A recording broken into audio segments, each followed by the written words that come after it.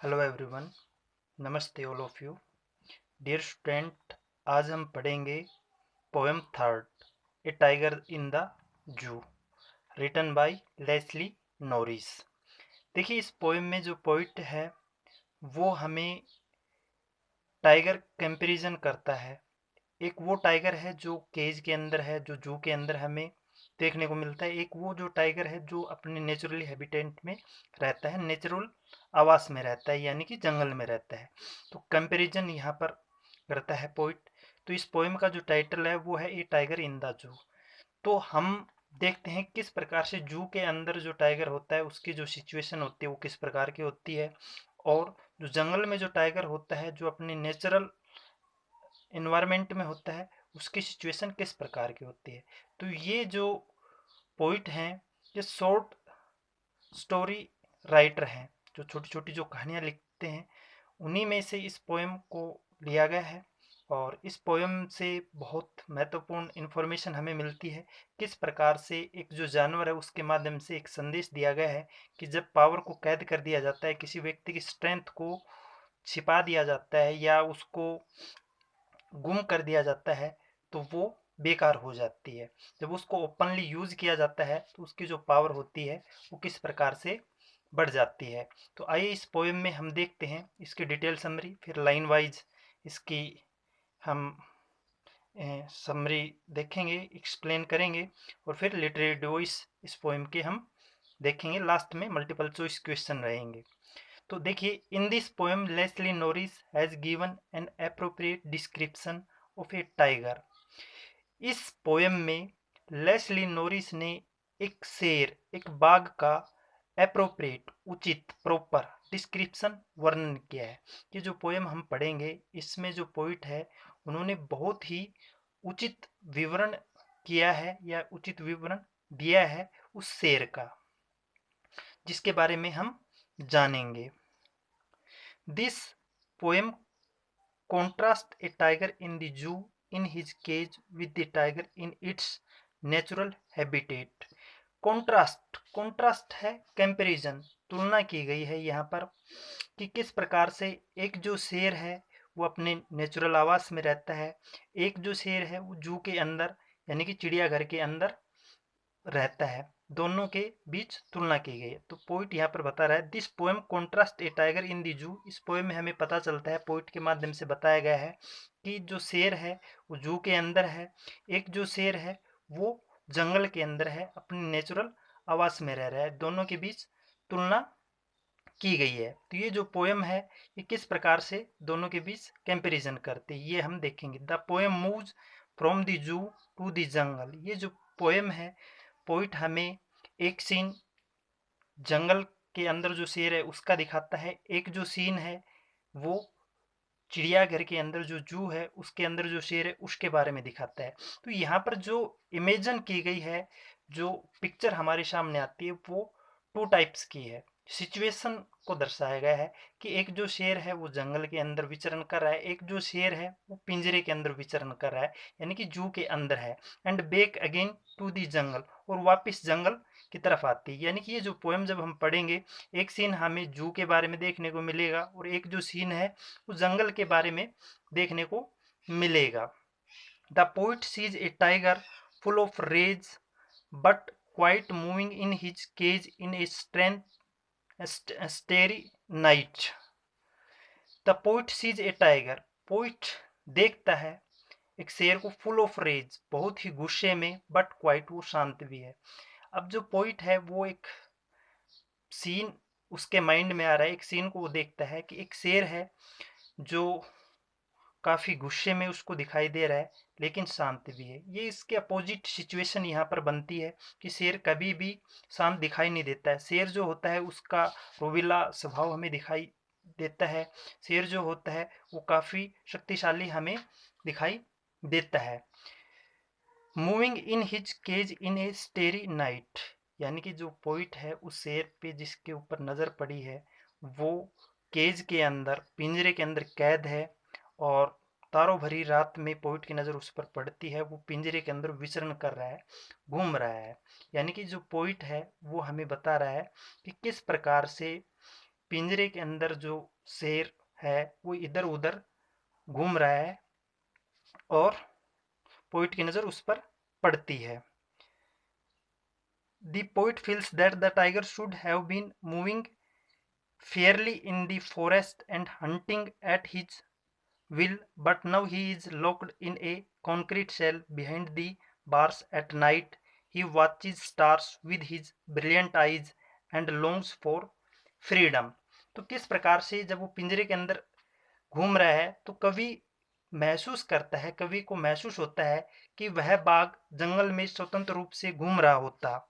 यानी कि जब उसकी नज़र पिंजरे के अंदर के शेर के ऊपर जाती है तो पोइट महसूस करता है, उसको रियलाइज होता है the tiger should have been moving fearlessly in the forest, उसे जंगल में विचरण करना चाहिए था, and hunting at his will, और अपनी जो ताकत है उसके अकॉर्डिंग उसको अपना शिकार करना चाहिए था। कहने का मतलब ये है कि जो जंगल के अंदर विचरण करता है टाइगर, वो अपनी मर्जी से अपना शिकार करता है, अपनी भूख को अपने अकॉर्डिंग उसको दूर करने का प्रयास करता है। बट पिंजरे के अंदर जो कैद शेर है उसको भोजन के ऊपर दूसरों के ऊपर डिपेंड रहना पड़ता है और वो अपनी मर्जी का मालिक होता अगर वो जंगल में होता। But now he is locked in a concrete, but situation जो है उसके अपोजिट है।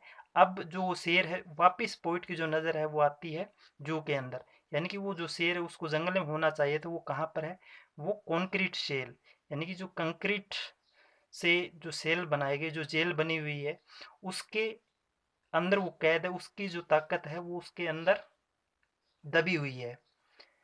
कोठरी और सलाखों के पीछे बंद उसकी पावर को यहाँ पर दर्शाया गया है।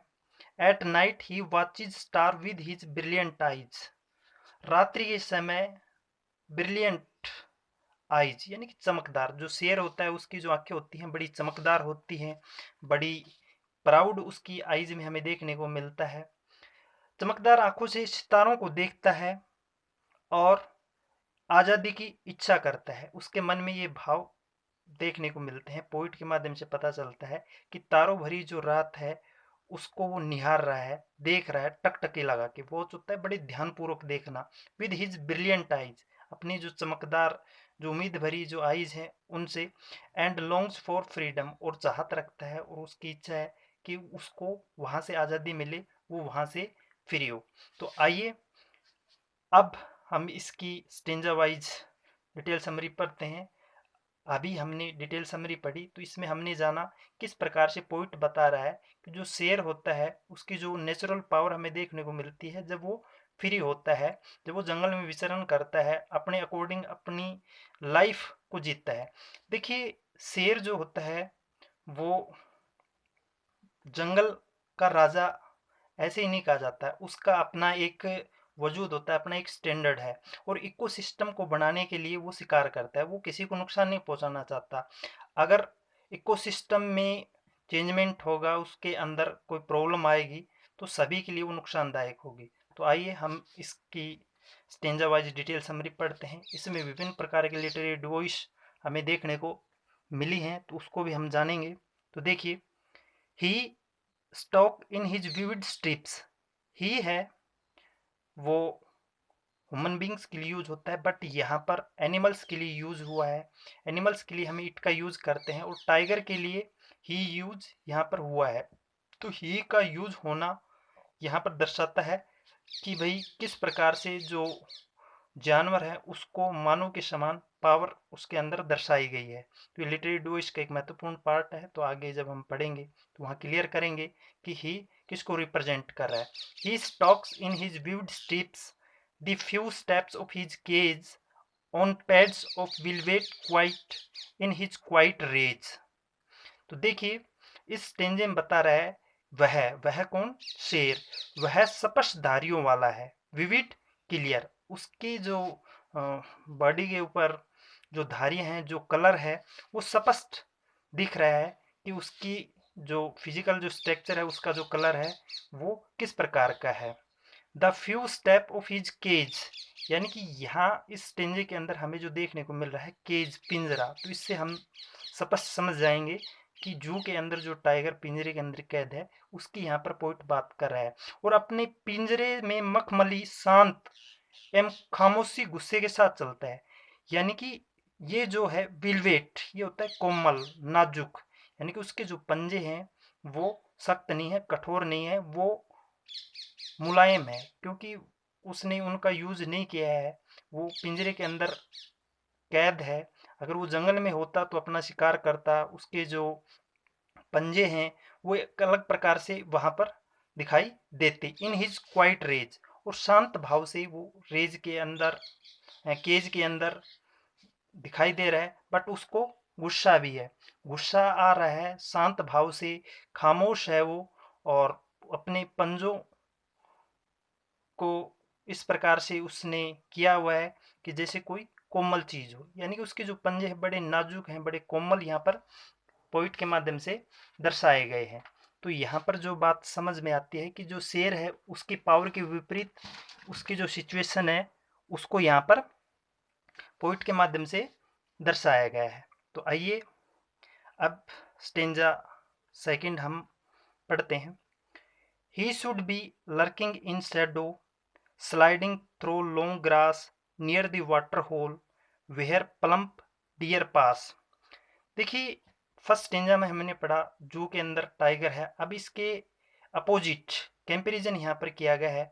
तो he should be lurking in shadow, तो यहाँ पर जो पॉइंट है वो बता रहा है उसे छाया में, he should be lurking hiding छुपना चाहिए, लर्किंग करना चाहिए, इन शैडो छाया में, स्लाइडिंग थ्रो लॉन्ग ग्रास जो लॉन्ग लंबे लंबे जो घास है उसके अंदर उसको अपने आप को छुपा लेना चाहिए, नियर द वाटर होल जो पानी के स्रोत हैं। कहने का तात्पर्य ये है कि जंगल के अंदर जो पानी, नदी है, तालाब है, झील है, वहाँ पर अन्य जो जानवर हैं वो पानी पीने के लिए आते हैं, और शेर को अपने आप को लंबी जो घास है उसके अंदर उसको छुपा लेना चाहिए, क्योंकि शेर डिस्कवरी चैनल पे आपने देखा होगा और अन्य माध्यम से आपने देखा होगा कि शेर अपना शिकार किस प्रकार से करता है। जब वो घात लगाता है फिर वो अपने शिकार पर टूट पड़ता है। तो वेयर प्लम्प डियर पास, जब डियर हिरन जब पानी स्रोत के पास आएंगे, पानी पीने के लिए आएंगे, और जब शेर घात लगाकर बैठा होगा तो वो उनके ऊपर टूट पड़ेगा और अपना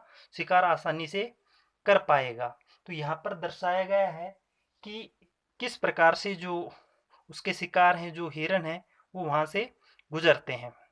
तो सेकंड स्टेंजा में नेचुरल हैबिटेट के अंतर्गत जो शेर है उसकी सिचुएशन को दर्शाया गया है। फर्स्ट में हमने जू के अंदर जो टाइगर है उसकी सिचुएशन को बताया है पोइट के माध्यम से। नेक्स्ट है stanza three. He should be snarling, snarling होता है ग्रोवलिंग, गुर्राना, around houses at the jungle's edge, bearing his white fangs, his claws, terrorizing the village, frightening, terrorizing होता है frightening, इसका जो मतलब होता है terrorizing, फ्राइटिंग का मतलब होता है डराना, और स्नेरलिंग का मतलब होता है ग्रोलिंग, दहाड़ना। तो he should be snarling around houses.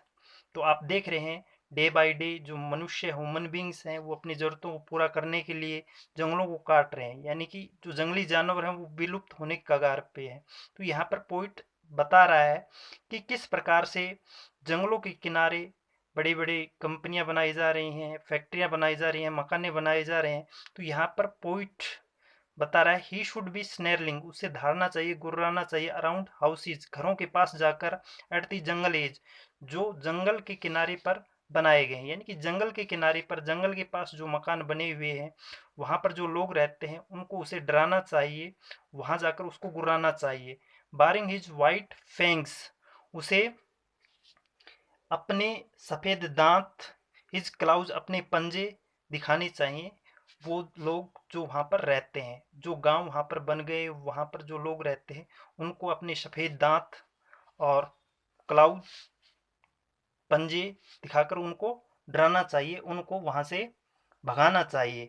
कहने का तात्पर्य ये है कि जब नेचर के अंदर इनबैलेंस होता है तो टाइगर का कोई मेन मकसद नहीं है कि वो ह्यूमन बींग्स के ऊपर अटैक करे, बट उसके साथ जब इस प्रकार के अत्याचार होते हैं तो उसको ऐसा करने के लिए मजबूर किया जाता है, तब वो ऐसा करता है। फॉर एग्जाम्पल जैसे एक डॉग है, डॉग को हम छेड़ेंगे तो हमारी तरफ गुर्राएगा, ठीक उसी प्रकार से जब किसी का नेचुरली आवास को छीना जाता है, उसको वहाँ से प्रताड़ित किया जाता है, तब वो उसको गुस्सा आता है। तो यहाँ पर दर्शाया गया है, पोइट के माध्यम से बताया गया है कि उस शेर से जब उसका आवाज़ छीना जाता है तो उसको ऐसा करना चाहिए क्या, कि जो घर बने हुए हैं जंगल के किनारे, वहाँ पर जो लोग रह रहे हैं, उनको अपने पंजों के माध्यम से, अपने सफ़ेद दांतों के माध्यम से उनको डराना चाहिए। नेक्स्ट जो स्टेंजा है, स्टेंजा 4, इसमें देखिए, but is locked in a concrete shell, is strength behind bars. लेकिन सिचुएशन अपोजिट है। अब जो पोइट की नज़र है वो वापस जू के अंदर जा रही है, उसकी जो स्ट्रेंथ है, उसकी जो पावर है, उसकी जो ताकत है, वो लॉक्ड है कॉन्क्रीट शेल, यानी कि जो जू के अंदर जो सलाखें हैं उसके पीछे उसकी जो ताकत है उसको छिपाया गया है, उसको रखा गया है। यहाँ पर बताया गया है पोइट के माध्यम से कि वो जो शेर है वो कैद है, कंक्रीट कोठरी में, उस पिंजरे के अंदर कैद है। Stalking the length of his cage, ignoring visitors. Stalking, stalking होता है कि वो जो शेर है, not caring, ignoring not caring, कि यानी कि उपेक्षा करना, उस तरफ ध्यान नहीं देना। और stalking the length of his cage, यानी कि जो पिंजरे के अंदर जो लंबाई है उसके अंदर वो घूमने को मजबूर है। यहाँ पर दर्शाया गया है कि वह पिंजरे की पूरी लंबाई में चलता है, पिंजरे की जो लंबाई उसको मिली है उसी के अंदर वो घूमता है, उससे बाहर वो निकल नहीं सकता। बट वो महसूस कर रहा है कि किस प्रकार से एक बहुत विस्तृत जंगल में वो विचरण कर रहा होता, अगर वो जंगल में होता, अपनी मर्जी का वो मालिक होता। बट यहाँ पर उसकी जो ताकत है, वो कंक्रीट की जो सेल है, जो पिंजरा है, जो सलाखें हैं, उसके अंदर उसको कैद कर दिया गया है। इसी बात से हम समझ सकते हैं, अगर ह्यूमन बींग्स की पावर को अगर पिंजरे के अंदर देखते हैं, जो क्रिमिनल होते हैं, जो लोग अपराध करते हैं या किसी अन्य वजह से जेल में जाते हैं, उनकी जो लाइफ होती है कितनी नीरस हो जाती है, उनकी लाइफ में किस प्रकार से एक अलग ही चेंजमेंट देखने को मिलता है। जो लोग खुशनुमा ज़िंदगी जीते हैं, जो लोग हैप्पी होते हैं, जो अच्छे कार्य करते हैं, वो अपनी लाइफ को अच्छे से इंजॉय करते हैं। तो यहाँ पर दर्शाया गया है कि किस प्रकार से जो टाइगर है, हम अपने इंटरटेनमेंट के लिए जू के अंदर लेके आते हैं। देखिए, यहाँ आप इस चीज़ को क्लियर करेंगे, अगर शेर है, हम जू के अंदर जाते हैं तो पिंजरे के अंदर होता है तो हम उसके नज़दीक चले जाते हैं। बट अगर यही सिचुएशन अपोजिट हो, अगर शेर जंगल के अंदर हो, क्या हम उसके पास जा सकते हैं डायरेक्ट? नहीं, क्योंकि उसकी जो ताकत है, उसकी जो पावर है, वो काफ़ी गुना होती है। बट इसके अपोजिट अगर वो जू के अंदर है तो हम उसके पिंजरे के पास, उसके नज़दीक तक चले जाते हैं। तो यही दर्शाया गया है कि अगर व्यक्ति अपनी पावर को, अपनी ताकत को पहचान ले, अगर उसका सदुपयोग करे, तो वो बहुत बड़ा कार्य कर सकता है और बहुत दूर तक वो अपनी लाइफ को अच्छे से जी सकता है, अपने टारगेट को अचीव कर सकता है। ये इसका मैसेज है, ये थीम निकल कर यहाँ पर आता है कि पोइट हमें क्या संदेश देना चाहता है। अब लास्ट जो स्टेंजा है वो बहुत ही महत्वपूर्ण है, बहुत ही इम्पोर्टेंट है और बहुत ही महत्वपूर्ण लाइनों से इसकी एंडिंग पोइट ने की है। He hears the last voice at night, he hears, उसे सुनाई देती है, लास्ट वॉइस एट नाइट, रात जब हो जाती है, रात के समय उसको वॉइस सुनाई देती है, लास्ट आवाज़, द पेट्रोलिंग कार्स, जो गाड़ियाँ, जो सिक्योरिटी गार्ड होते हैं चेक करने के लिए जू के अंदर जब जाते हैं, तो यहाँ पर एक सीन क्रिएट हो रहा है कि किस प्रकार से वो जो शेर है उन गाड़ियों के हॉर्न, उनकी जो तीव्र लाइटें हैं, उसको वो देख पाता है, उन गाड़ियों के हॉर्न को सुन पाता है। क्यों? क्योंकि वो गाड़ियाँ क्यों पेट्रोलिंग कर रही है, कि कहीं कोई पिंजरा खुला न रह जाए या कोई ह्यूमन बींग्स जू के अंदर न रह जाए जिसको नुकसान हो जाए। तो इसलिए गाड़ियाँ जो होती है जू के अंदर पेट्रोलिंग करती है, वहाँ की जो सिक्योरिटी होती है वो रात के समय चेक करती है जू को अच्छे तरीके से, कि किसी प्रकार की कोई हानि न हो जाए, कोई नुकसान न हो जाए। And stars with his brilliant eyes at the brilliant stars. देखिए, and stares with his brilliant eyes, वो घूर रहा है, वो देख रहा है अपनी चमकीली आंखों से, उसकी आंखों के अंदर प्राउड हमें देखने को मिलता है। एट द ब्रिलियंट स्टार्स, किस प्रकार से रात के समय जो तारे हैं वो टिमटिमा रहे हैं, चमक रहे हैं, अपनी चमकीली आंखों से चमकते हुए तारों को निहार रहा है, देख रहा है। तो यानी कि जो लास्ट जो स्टेंजा है उसमें पोइट हमें बता रहा है, जो पेट्रोलिंग करती हुई गाड़ियां हैं उनकी आवाज़ को वो सुन रहा है, उनकी जो लाइटें हैं उसकी आंखों पर पड़ रही है, तारों को वो निहार रहा है कि किस प्रकार से सुंदर जो दृश्य है उसको वो देख पा रहा है। अगर इसके अपोजिट हम देखें, अगर वो जंगल में होता तो उसकी सिचुएशन ही कुछ अलग होती, वो नज़ारा ही कुछ अलग होता, वो अपनी लाइफ को अपने अकॉर्डिंग जी रहा होता। तो इसलिए यहाँ पर बताया गया है कि हमें अपनी लाइफ के अंदर बहुत सोच समझ कर डिसीजन लेना चाहिए, अपनी जो पावर है उसको हमें पहचानना चाहिए। यहाँ पर कंपैरिजन किया गया है कि किस प्रकार से जो पावर होती है, जो ताकत होती है, अगर उसको सलाखों के पीछे डाल दिया जाए, अगर उसको रखा जाए तो वो किसी काम की नहीं होती। अगर उस ताकत का, उस पावर का यूज़ किया जाए तो वो बहुत बड़ा बदलाव ला सकती है। तो इस पोएम से ये मैसेज हमें देखने को मिला। आइए इसके लिटरेरी डिवाइस हम देखते हैं। पर्सोनिफिकेशन, पर्सोनिफिकेशन की मैंने स्टार्टिंग में चर्चा की कि इस पोएम में टाइगर को ही से रिप्रेजेंट किया गया है, एड्रेस किया गया है।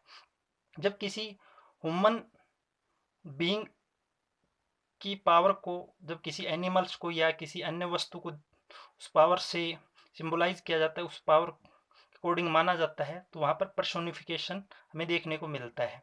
नेक्स्ट है मेटाफोर, टू थिंग्स कंपैरिजन। यहाँ पर कंपैरिजन किया गया है, एक जंगल के अंदर शेर है और एक सेल के अंदर शेर है जो जू के अंदर कैद है। तो कंपैरिजन यहाँ पर किया गया है किस प्रकार से एक की जो पावर है वो सलाखों के पीछे है और एक की जो पावर है वो किस प्रकार से उसका वो यूज कर पा रहा है। नेक्स्ट है इंजाबमेंट। इंजाबमेंट के बारे में हम पढ़ चुके हैं कि जहाँ पर पंचुएशन का यूज नहीं किया जाए, एक लाइन अगली लाइन में एंट्री कर जाए और आगे तक वो बढ़ती हुई दिखाई दे, वहाँ पर इंजाबमेंट हमें देखने को मिलता है। रैम स्कीम, इसमें ए बी सी बी हमें देखने को मिलेगा। जो तुकबंदी होती है, लास्ट के जो वर्ड होते हैं वो किस प्रकार से साउंड कर रहे हैं ये हमें देखना होता है। नेक्स्ट है एग्जाम मोर। एग्जाम मोर में है two different adjective use here. यहाँ पर जो एडजेक्टिव यूज हुए हैं वो अलग अलग विपरीत है, अपोजिट हैं। जैसे क्वाइट रेज, शांत भी दर्शाया गया है और गुस्सा भी दिखाया गया है। तो क्वाइट होता है काम और रेज होता है एंगर, यानी कि शांत और गुस्सा। तो यहाँ पर शेर के बारे में बताया गया है कि वो शांत भी है और गुस्से में भी है, तो ये अपोजिट एडजेक्टिव है। तो वहाँ पर होता है अक्षय मोरन। तो ये लिटरेरी डिवाइस थे। उम्मीद करता हूँ ये पोएम आपको अच्छे से समझ में आई होगी।